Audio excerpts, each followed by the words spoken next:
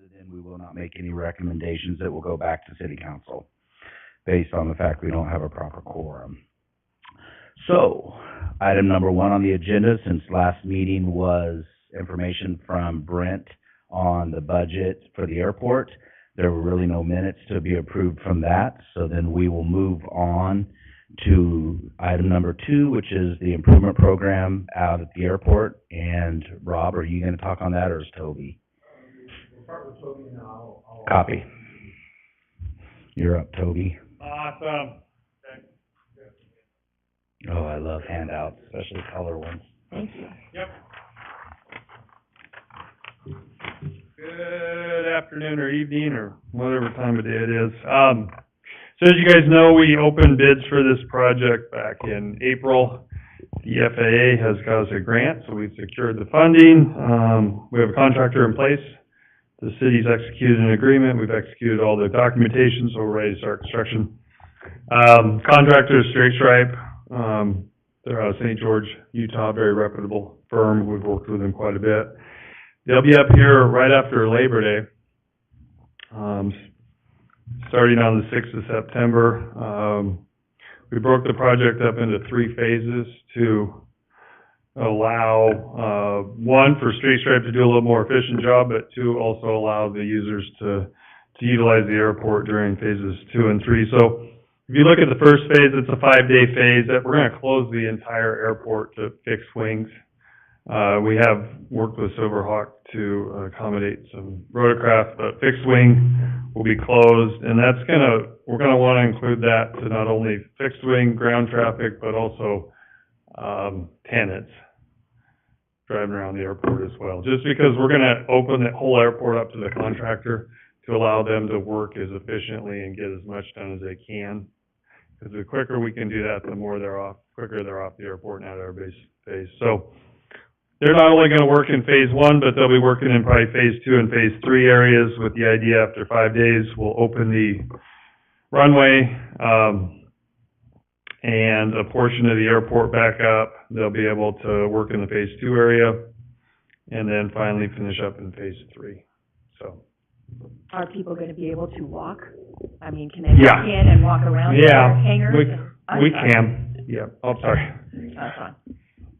So they will be able to walk around. What about golf carts? No. Yeah. No wheels. It really bicycles? Nothing. They have to walk to their hangars. Yes. Yeah, the airport's closed for that 5-day period. Yes. And it becomes a liability because you got guys out there working, they're putting down hot rubber, tires, shoes, that kind of stuff, pick it up, and then people get upset, and then they want to yell at me and yell at the contractor, and the contractor, unfortunately, they're getting less and less open. They say contractually they have control of the whole airport, they want control of the whole airport, and if they start to get inconvenienced by foot traffic and golf carts, they're going to want a change order from the city. Okay, and when will the airport tenants be advised of this so that they know? In the last newsletter. The one today? No, last month's newsletter. Okay, are we going to do it again just to remind them? Yes, we are. Okay. And right now, this meeting, it's open. Right. It's on YouTube. Right. And, these days are fairly firm, but I just want to make the caveat, this is always subject to change. I mean, as long as the contractor's got to make sure he gets supplies up here, and he's got a schedule to keep to. But at this point, we're really leaning on that 5 days. In all actuality, phases 2 and 3, we think we can collapse those as long as they're given free rein to do their job. So. Okay, so to recap. Yeah. Full closure 6th through the 10th, Yep. approximately. Yep. And then closure in the red areas on this diagram, the 11th through the 14th. And then those dates may fluctuate based on productivity and stuff like that. Yeah. Yeah, we would like to collapse it and get them off the airport Sure. as quick. There's going to be a couple of things, like you said. There's the 5-day closure for all fixed wing. That's a pretty major deal for the users. But in between phases 2 and 3, you can see we've split the tie down area in half. So between those 2 phases, we're going to have to move aircraft from one side to the other. So Rob and the airport have been coordinating with those tie down folks. So there's some dynamics there. But like I said, it's one of those things that we got to do it. I know it's inconvenient, so we've tried as much as we can, try to, be less inconvenient to the users, but it's still a big lift, so we recognize that. Okay. Any other questions? Thanks, Toby. Yep. Rob, you want to talk about the tie-down aircraft? Thank you. Just very briefly, we have notified all the tie-down people and they've been notified with their bills the last couple of months that this is taking place. And we have asked all of them that can to plan for their aircraft to be somewhere else during that closure window. So that, it would be through the whole project is what I should say.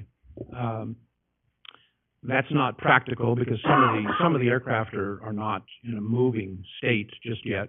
So as Toby noted, some aircraft will have to be moved to facilitate the phasing line through the middle of, more or less the middle of tie-down. But I'm hopeful that quite a number of the aircraft will move under their own power. And if they don't, then of course owners can come out and help move during the closure time or during the transition time between those phases. So it was awkward the last time we did it, and I'm sure it'll be awkward again. It's just one of those things that we've done our best to notify people, and hopefully we'll get cooperation, and that level of cooperation will dictate how much intervention we as the airport operator have to put into that to move aircraft that owners choose not to. So anyway, that's a part of it, and naturally we have to do that in order to do the seal coat and remarking on the entire tie-down area. I'm sorry, you had a question. Based on that, you have a provision for those that aren't cooperating or notified to move their aircraft? Well, they've been notified that the aircraft are likely to move whether they cooperate or not. Yeah. And broadly speaking, I want to say it maybe is in our rules document, we have notification to our airport's users that anybody tied down on the tie-down area is subject to relocation. There's no assigned spots, and it's very common for airport operators to retain that authority because you don't know how you ultimately need to make use of your tie-down area from day to day even. So as a rule, we generally don't move aircraft, but when a project like this comes along, that's well within the realm. The next item is probably one that will be more contentious. I've already received a call from one of our airport users that they just absolutely have something that has to happen during that 5-day closure window. And I've said, well, sorry, you've had your notification. We've got legal liability and we don't have any wiggle room. So that is no doubt not the only call I will get. But that is the word, and Toby highlighted it. The contractor comes into our area doing a number of jobs. Ours is one of them, and so they've got equipment scheduling, they've got materials that are in motion, and if we disrupt that schedule, that brings on the city legal liability for not only just the physical safety of the aircraft and the ground contractor folks, but also then that contract liability, which Toby alluded to, that if we induce a change in their contract, then it's on the city to pay for it. If it's not something that was foreseeable or that the FAA approves, then the city is completely on the hook for whatever that additional cost might be. So, as a rule, we do our dead level best to avoid that kind of entanglement. So anyway, we will stand firm on the 5-day closure and no wheels on the inside of the fence. So.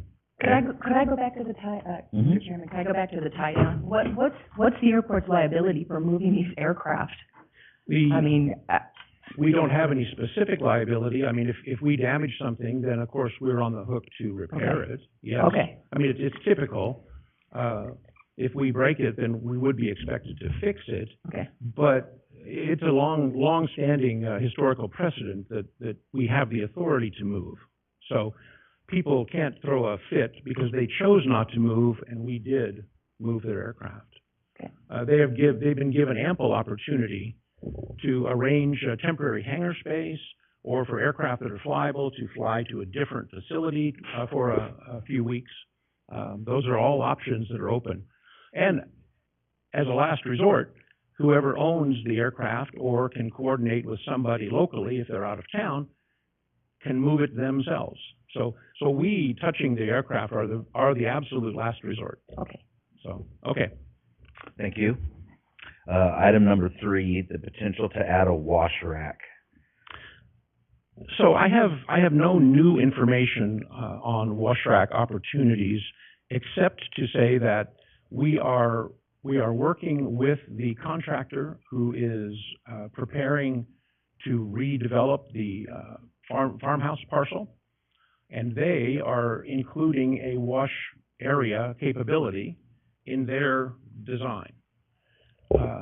That design isn't final yet, so I can't report that to you, but I fully expect that is going to be in their plan, and that's going to be included, because they are wanting to do things that are helpful to the airport community, and to be a good neighbor, good participant in our airport. So, and the other thing to note is the recently approved budget for 2024 does not include extra funding from the city for a wash rack capability at this point.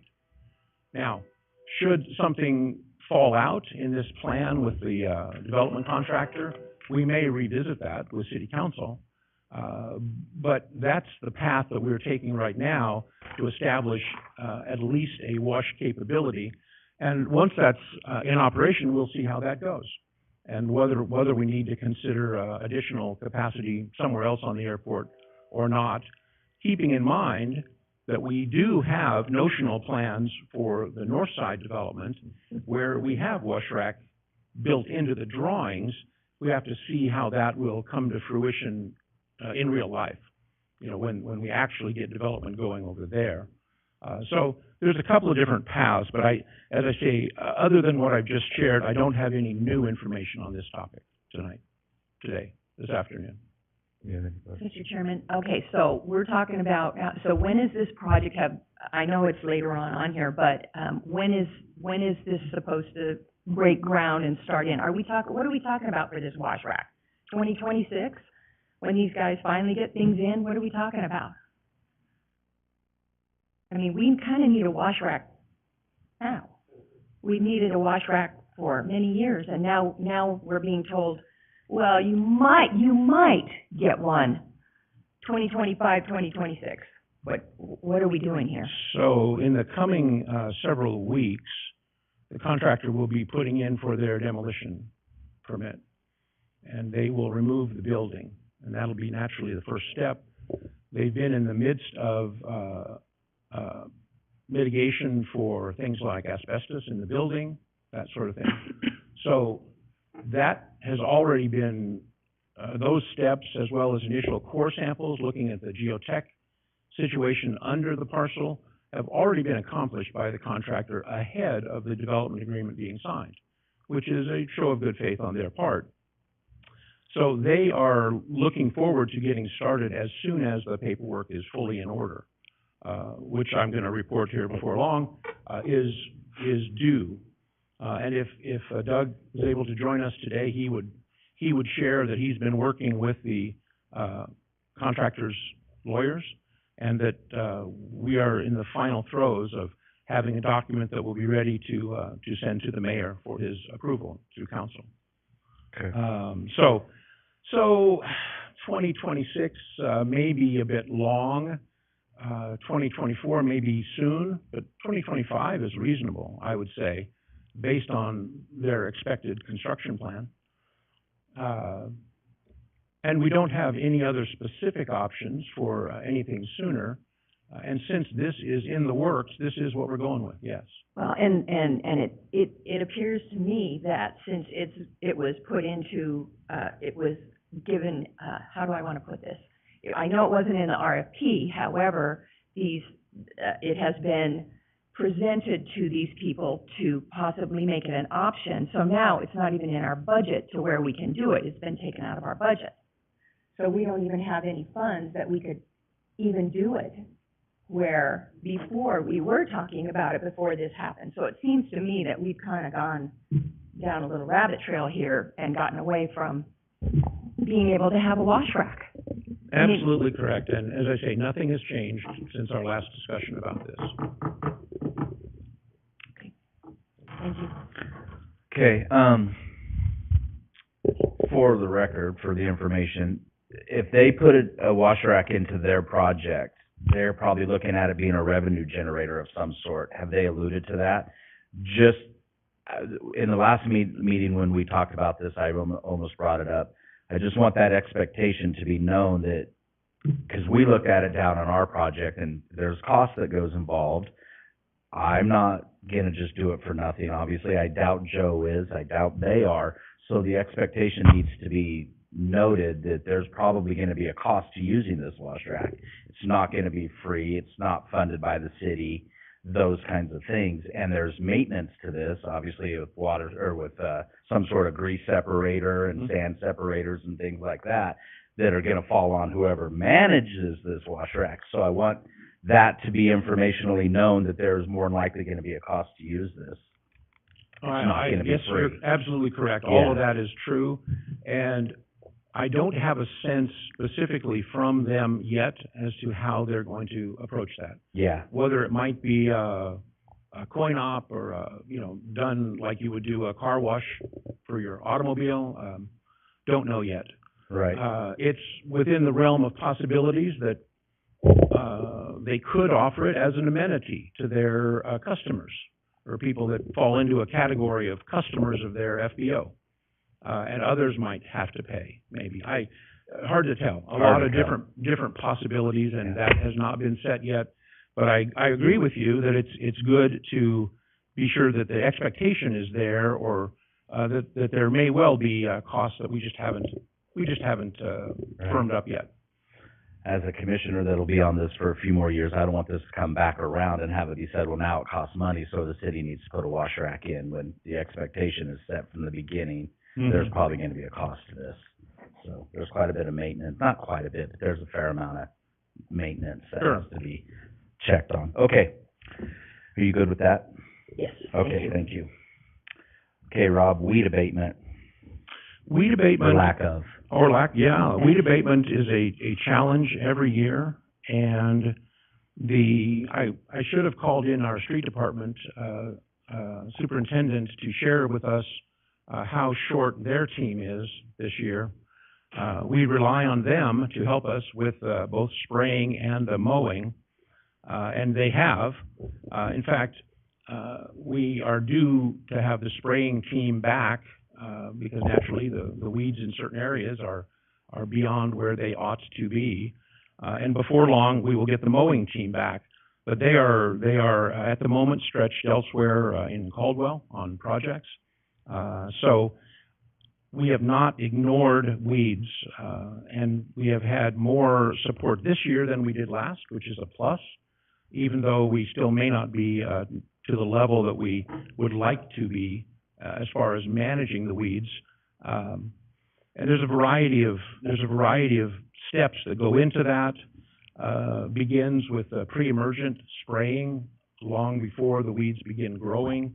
Then there's actual control and mitigation of the weeds that are in the growth stage. And then, of course, the mowing of the main infield, outfield areas. So all of that's in progress. We have requests pending with our street department to come in and give us a hand. And they have been responsive and have not turned us back, other than to say that we are on their schedule, and, they will come to us as soon as they are available. Yeah. Can you speak to where does their responsibility end and ours begins? So take my hangar, for instance. Obviously, in front of my hangar, I'm responsible for, and I do that. But in between the back of me and Combs, that section of the taxiway doesn't get done. I do it. We mowed it yesterday. We will get it sprayed the next couple of days. Then across the street doesn't get sprayed, nor going towards the construction that's going down towards Gate 6 with Snake River's new hangar and those other couple, none of that's getting sprayed. So we're mowing it just because I hate looking out my windows and seeing it. Which honestly, I gotta be honest, I don't have a problem with, but I just wanna know, because Lisa and I talked a little bit about this, where do I stop and start? Or am I just, because I've done it once, I'm now responsible? I own it now. And if that's the case, I guess I'll start mowing more because I'll take it on. So, thank you for your mowing, number one. For many years, we enjoyed an experienced spray team, is maybe the best way to start this. Well, because your question is very valid, absolutely, and you're not alone in wondering, you know, who's responsible for what. Broadly speaking, the area that you lease and the area that you borrow from the city for the apron to connect from your hangar door to the taxiway, that apron is yours. The area that you lease is yours. In your case, you have street side area, which is also yours because of your business-oriented hangar. The hangars inside the fence, though, same general rules apply. A person's concrete or asphalt apron is theirs. So if there's weeds there, they can help deal with those weeds. The sometimes dirt area between those segments that connect the hangars to the taxi lane, they're ours. And so in the past, our sprayer has just done that, and sometimes bled over onto some of the weeds that were on a individual hangar owner's apron, which nobody really objected to. So the disconnect a little bit has come in, and Lisa and I picked that up earlier in this season, and so we have shared additional information with the spraying team to help resolve this problem. There are end caps on the hangar rows, you know, which are ours. There are areas on the sides that broadly, in many cases, are ours. It becomes a little bit of a gray area when somebody has improved that with river rock or something, you know. So we've got some gray areas, but by and large, those areas that are not tied to a particular hangar we would call them city or common areas that we would be responsible for. And between Lisa and I, we have shared that information. And the area you and your neighbor, Holmes. Dennis, just attacked, probably is city responsibility, probably. And so we probably have shared that with we probably have shared that because Lisa and I did a complete survey of the airport several weeks ago and shared that with the mowing and spray team so that they will approach it more thoroughly going forward. Okay. There's areas along Aviation Way that have not been done as thoroughly as they should have been done. But then you get into gray areas. You know, Darcy Mogg has the big red hangar by Gate 2. Well, he leases all that area, so all of those weeds are his to own. You know, so it's a Tetris experiment. Yeah. And the reason I ask it, because I know they sprayed between Dennis and I, there's a fire hydrant, they sprayed around it. Okay. So I know they've been there. Exactly. Well, so they knew that the fire hydrant was, sorry. They knew the fire hydrant was a city thing. Correct. But they just didn't have the more complete information. I understand. Yeah. Because I would have sprayed it ahead of time, but I stopped, you know, so, and then Lisa and I talked. So that's Sure. for future now. I know as we move into the next line item on 5, we're going to talk about personnel. Before we leave the weeds completely, but isn't the plan to maybe bring on more of a groundskeeper, lack of a better term, a maintenance guy? Or is that laid, which you can talk more about in that? Sorry, I don't want to jump. Did you have something to say about weeds? Read ahead. I am not good at this. Did you have any more? Fine. Okay. Well, regarding the weeds, I don't know. I'm the advocate for the weeds. Against the weeds. Okay, thank you. Sorry, let me rethink. Sorry, and I know Vivian is an advocate for the weeds, and I don't. The weeds. Yes, Yeah. against. So anyway, I did bring, the Parks Department has a guy that's gonna do the orange house. So I told him to take out that tree that's growing up there and that bush, and I said, just make it so we can make it flat. We don't wanna look at it, we don't want all that stuff for vagrants to be able to hide behind. And so anyway, so I did bring him out and I showed him exactly what we needed, because there's a couple trees that need done. So just so you know, I went beyond to try to get more done Well, than and just mowing that the wood spring. pile too needs to be removed. That thing's been there like 20 years, that wood pile by that house. Yeah. We're aging Yeah, that wood. Okay, thank you. Thanks, Lisa. Sure. Aging it, Yeah. okay. Yeah. Well, the thing that I have to say is we've gone to all this trouble, guys, to make this executive. We do not look executive. Looks I'm sorry, abandoned sometimes. we look like Winnemucca or Elko, or I don't know, you go out to any desert place and that has nothing. And I mean, if this is what we are going for, and I'm sorry, maybe your side looks better than ours because the corporate are expected to go into your side, but the GA side looks very ratty. It looks very unexecutive. So that's just my 2 cents on that, because the weeds are horrific. And I know you keep telling us, you know, hey, the city can't get out and do it. Well, you know what? The city has got their eye on us, and they want us to be this way. They want us to be executive, et cetera, but they're not willing to give us what we need to, number one, even as if we weren't executive, just to have a nice place, just to have a nice grounds. And our grounds are terrible, terrible. The area by my hangar, by the dumpsters, I go out there and clean up. I pull weeds, I sprayed all the cracks around. I mean, I have people that come to my business that are walking in and, you know, they come through the gate, they're looking at all that junk there, and it's like, the weeds are just ridiculous, ridiculous. Yeah. And as you enter off of Linden, oh my goodness, the weeds are even worse there. They're almost as taller than me. And that's really not, I don't know. You tell me. I mean, aren't we supposed to be executive? We're going for a certain clientele, but yet we're not, the city is not providing what we need. Since they are the ones that provide this service, they're not providing it to us. So how do we do this? So, the mayor has heard your cries from beneath the weeds, and if you examine the recently approved budget, Mm-hmm. there is money in the budget for a program to, beautify the airport, for lack of a better term. The exact details will come when we get to implementation. But the mayor is not, the point you're making is not lost on the mayor. Okay. And so he agrees that the airport needs to look better, and money has been set aside to do just that. So that, things could begin happening in that arena as soon as during this budget year, because that's when the money's allocated.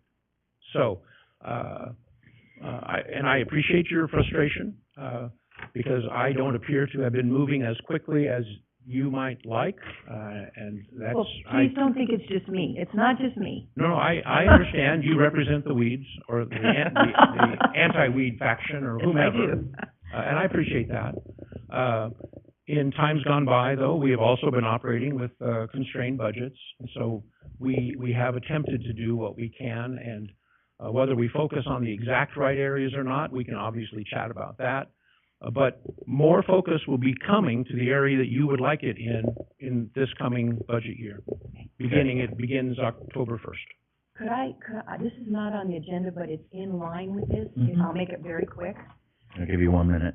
Okay. I run a tight ship. Go ahead. Porta potties.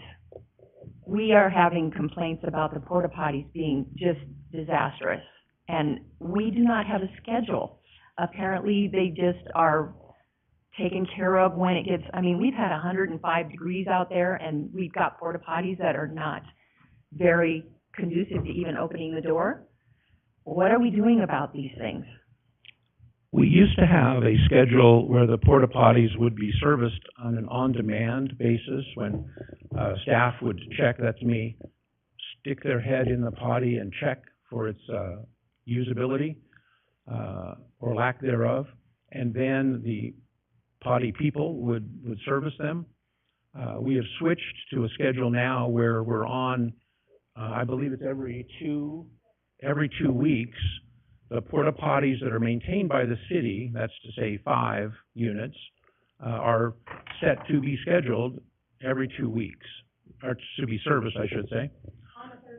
On a Thursday. So if there's a failure there, then we do need to know about it, yes, and we will work with the potty people to be sure we resolve that. Okay, so we are on a schedule We are on now. a schedule now. Every 2 weeks? Yes. How long All have right. we been on that, Lisa or Rob? Couple Okay, months roughly, Yeah. yeah. so it's newer, but, Yeah, Yeah. it's new. Yeah. Okay, so I will pass that along. And I absolutely agree with you, though, that there have been issues in the past. Some of the potties are very popular, and have. Well, we don't have potties to go to, so you have to go to those potties. Yes, I mean, we yes. don't have enough potties on the field, so. I gotcha. okay, remember that when hangar prices go up, because we have to put ADA bathrooms in every one of them, just Well- FYI. Actually, you know, porta potties, according to the city, they're a temporary Mhm. solution. They are not a permanent solution, which this has become. So we have not budgeted to put bathrooms. I mean, we just have started talking about bathrooms with this new facility going in. Before that, there was no talk about bathrooms. So porta potties have always been a temporary Mhm. solution, thank you, Mhm. Mhm. not a permanent. So we haven't even discussed in all these years how to provide bathrooms for the stakeholders, so. Anyway, that's my minute. Okay, all 3 of them. All right, Rob, you want to talk about line item 5, about personnel positions and the timing of it all? So at the, I want to say March 21st City Council meeting, Council passed a resolution creating a position at our airport called Director of Aviation. As an appointed position, and that resolution, in addition, noted that the existing airport manager and the airport administrative assistant, which are the 2 of us seated here at the moment, and the future draft choice that Randy hinted at a moment or 2 ago, to help with airport maintenance, would all 3 report to this Director of Aviation person. And moreover, the airport department, as a unit of city activity, would shift from responsibility of the Public Works Department to being directly accountable to the mayor. As I recall, it indicated that would occur once the director position was filled, naturally. So, some time has passed since that resolution. HR created a job description and a job announcement for that position, published it, began accepting applications. Those applications were reviewed. A committee was established to do that and to select from that pool of people to be interviewed. Interviews were conducted, and 1 or more finalists were submitted to the mayor, and the mayor selected a person, as far as I understand, to be this new person, and that is going to be announced before long. Could I interrupt you? At this point, it might be a good moment to do it, since I might be just a couple minutes ahead of you on this one. You're doing a great job explaining it, though. I think it is important for everybody to know, you always reported to an appointed position, and we know that. Oh, yes. We've just redesignated who that appointed official will be. Mm-hmm. And to add to some of the comments already done today, we do have high aspirations and high expectations of our airport. And given that, I think it warrants having its own appointed official who can cooperate and collaborate with you and Lisa and our new maintenance personnel, who they are, so that we can be all hands on deck all the time. Having said that, and you didn't know this, and I'm sorry I didn't know this until just a moment ago, but Mr. Scott Swanson is the individual that the mayor has selected and put before the council. We will be voting on that at the August 15th meeting. Mr. Swanson is highly qualified to help be a part of your team and our team at the city. He's an aviator, he's an administrator, he's innovative, he's a great communicator. He's here right now in the room. And so you'll all get to meet Scott. In fact, as soon as you're done, maybe we could give Scott just a minute to come up and introduce himself on the microphone while he's here. Bear in mind, the council has not approved him yet. And so I don't want to get the cart before the horse here. The council has to approve him. They don't meet until the 15th. And so what I'm telling you is this is the mayor's selection from the many qualified people that we did have applications from, that he is going to put before the council. And so this is not determined yet who it will be so much as it is the candidate that the mayor is putting before the council to be approved by the council. It will require 4 affirmative council votes. So I want to be clear, I'm not usurping the council's position or the integrity of the process. Does that make sense? Understood. So I didn't mean to interrupt you, but I didn't realize that you hadn't met Scott yet, so you wouldn't have known that he was in the room. So that's news to you, I know. But perhaps when you're done with your comments on point number 5, Mr. Chairman, we could give Mr. Swanson a moment to come up and just greet us for himself. Okay, thank you. Given the additions that Councilman Williams has made to that discussion, that's pretty much all I have to say about that today. Okay. Maintenance personnel has not been, because that'll fall once that director. It's in the budget for this coming year, so the expectation would be that that will be a part of this year's activity, Okay. yes. More than likely, that'll be a hire from the new director anyway. Probably. And you. Yeah. Probably, yes. Okay. Mhm. Scott, do you want to come up and introduce yourself? Thank you. Actually, if you use the microphone, because we are We're online. streamed on YouTube, so they can't hear us when we don't use a microphone. All right. Hello. My name is Scott Swanson. Just want to introduce myself really quick.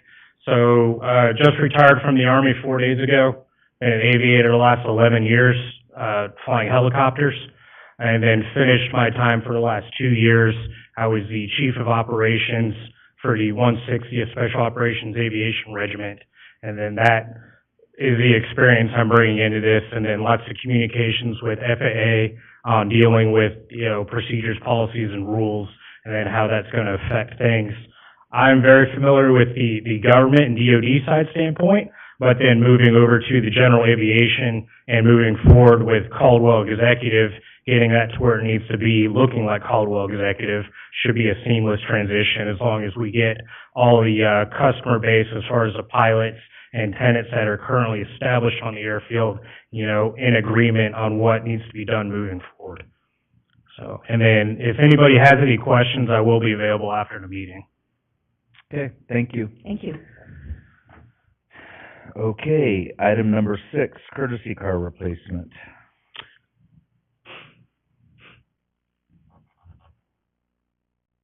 With regard to the courtesy car,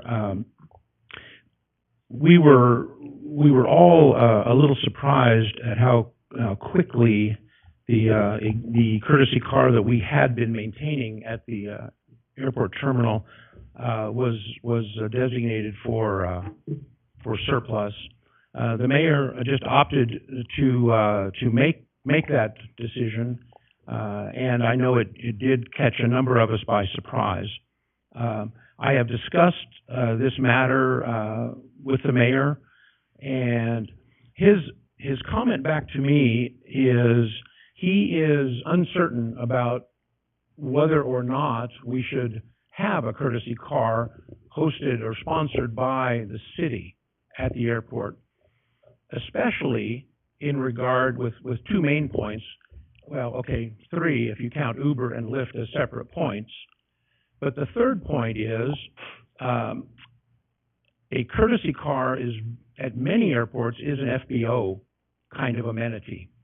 So, with the idea that we have a new FBO operator going in the farmhouse parcel, and we have another FBO sort of operation scheduled in on the Northwest Triangle parcel, we can potentially lean on both of those operators to consider courtesy car opportunities or potentially delivery, driver or whatever opportunities within their FBO structure before we circle back to replace the courtesy car that we lost.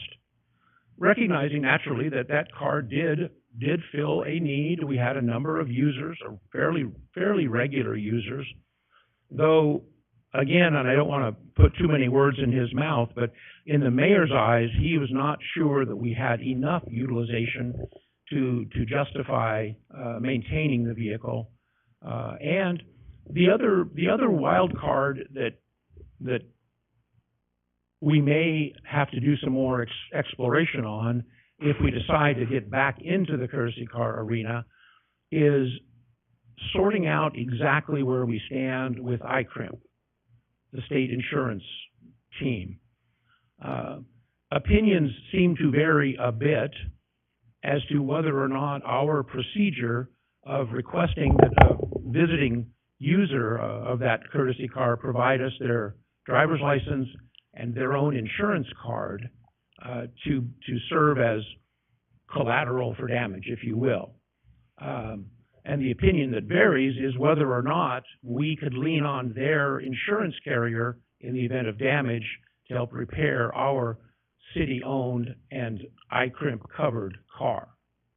So those are kind of legal insurance sort of questions that we believed we had a good handle on during the years that we offered the car, and thankfully we never had to exercise that to discover, good or bad, whether we were heading down a valid path.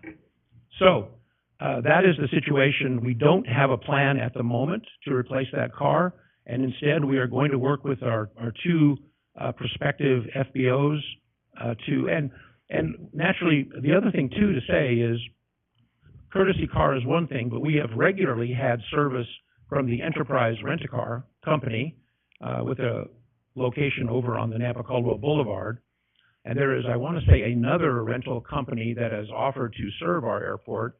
We have information back at the terminal about that. So we are not without options. And to say nothing of things like DoorDash and other kinds of services that can help prevent starvation.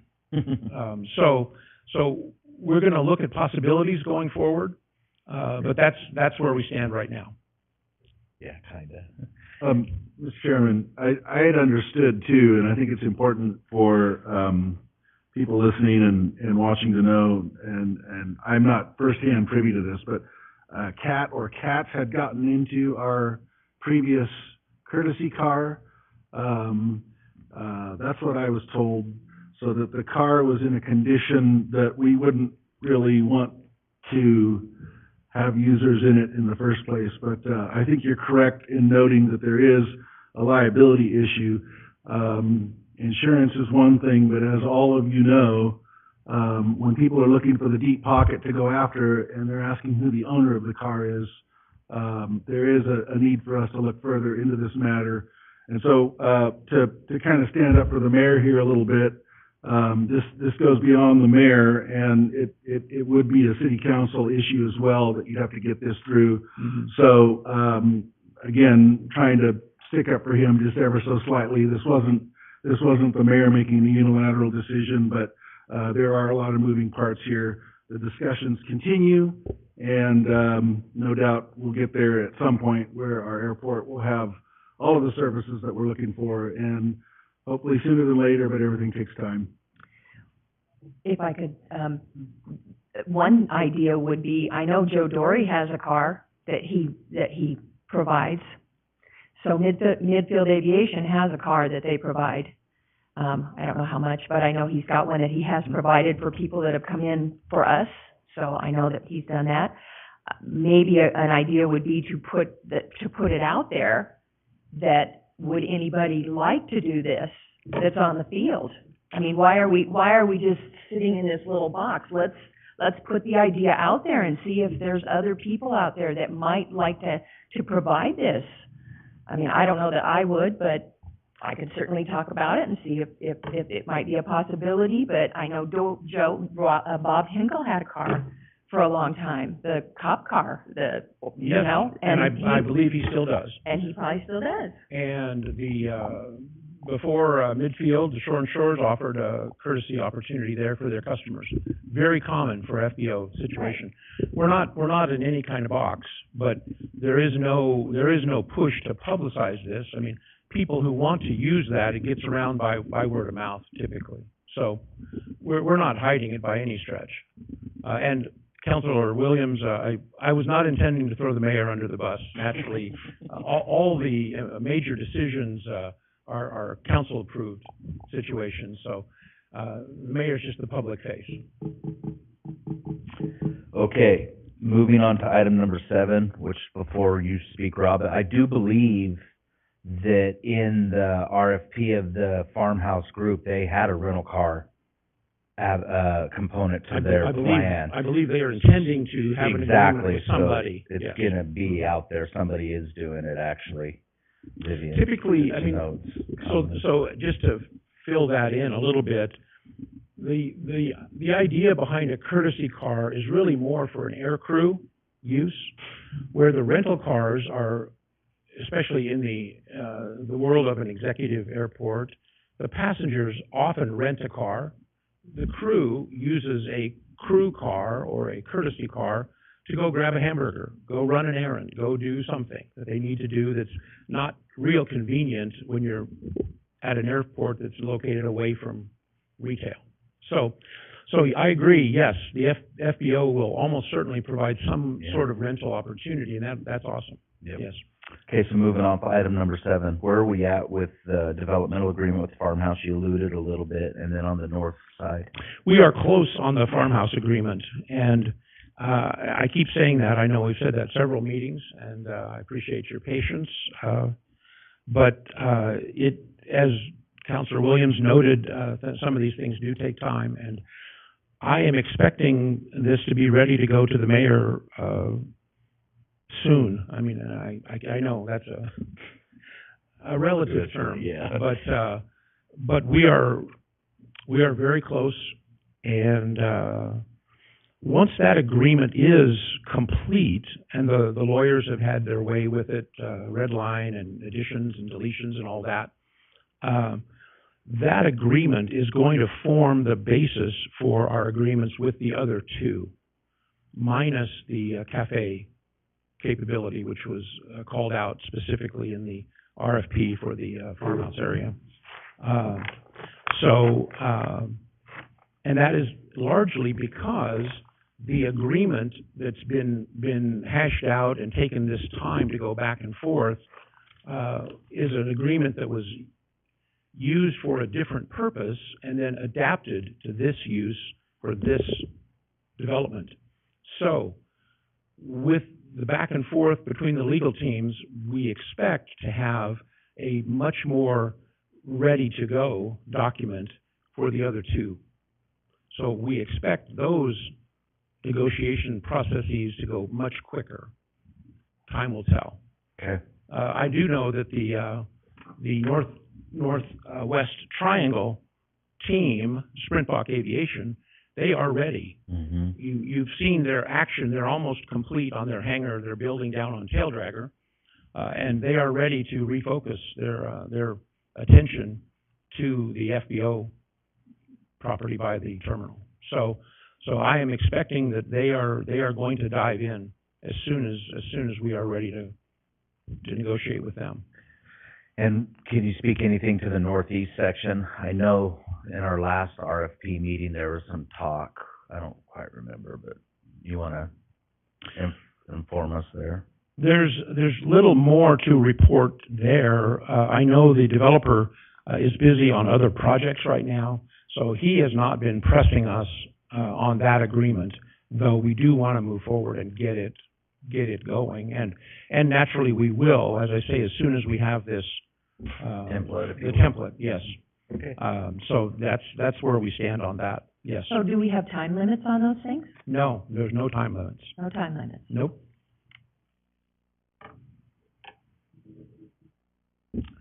Okay, last item, number 8, marketing incentives to attract Part 135 operators. So Part 135, we're referring to a non-scheduled charter passenger sort of operations.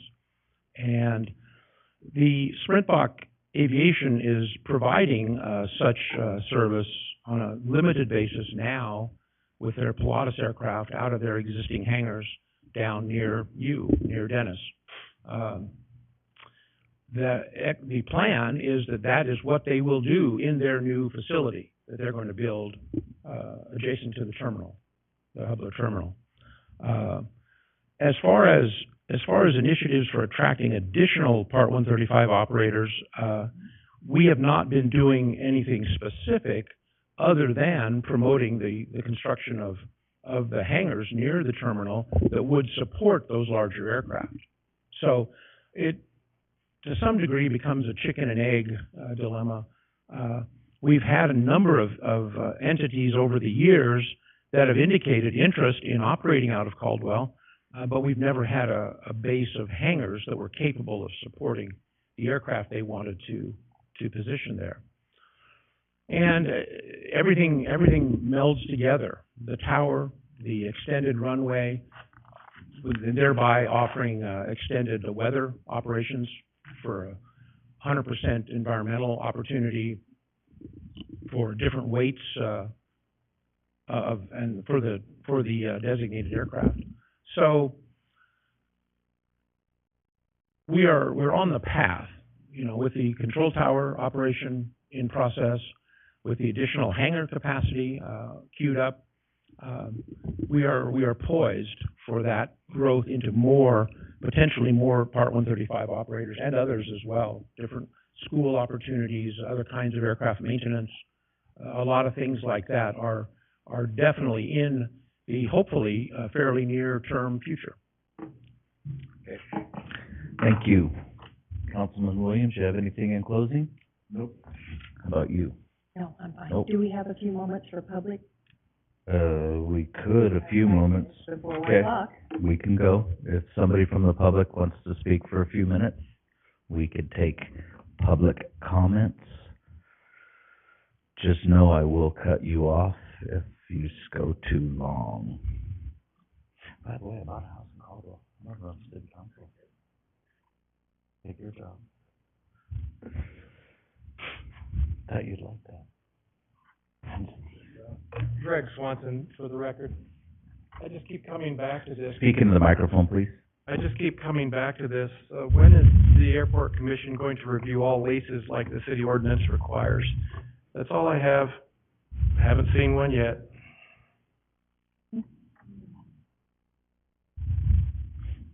I can't speak to that. I'm too junior. Anybody else? Go ahead, Toby. And sorry, I just thought about something, that I forgot to mention, just so you guys know, because next time we'll convene this meeting, we'll be out doing the Seal Coating project. Just, taxiway Alpha and taxiway Charlie will not get the treatment. One Alpha is too new to be eligible, and Charlie is our next project to get redone. So just if the users see that, we didn't miss them, we just couldn't do them. So I just wanted to mention that, because I know that question will come up. Okay. Thanks. Thank you. Okay, everybody, if you look, Thursday, September 7th will be oh, sorry, Stan, go ahead. Thank you. Stan Seward, Caldwell. I think I have to correct our airport planner, isn't it? Taxi lane, Charlie? Yeah, taxi lane. That's what I thought. It's taxi lane, Charlie, isn't it? It's taxiway? Okay. I want to find out more about that. I do want to welcome Mr. Scott Swanson. And, we look forward to working together on the Caldwell Airport.